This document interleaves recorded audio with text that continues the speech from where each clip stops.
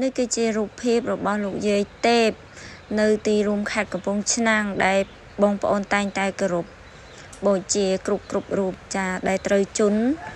ញៀនថ្នាំម្នាក់បានបំបែកកាប់បំផ្លាញលោកយាយចាបាក់ព្រះកេសាលលោកយាយធ្លាក់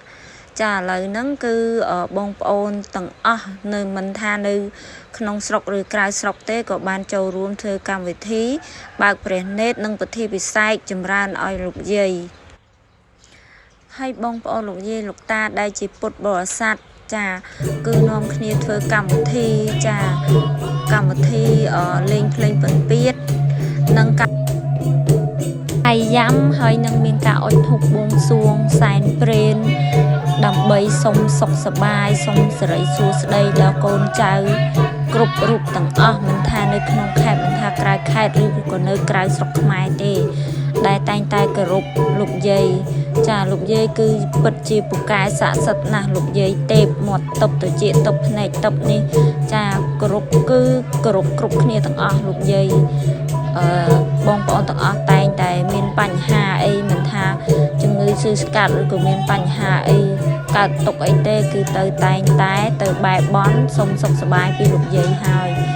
លោកយាយក៏តែងតែឲ្យពរកូនចៅគ្រប់រូបបានសុខគ្រប់គ្នាគ្រប់ប្រការទាំងអស់ហ្នឹងហើយ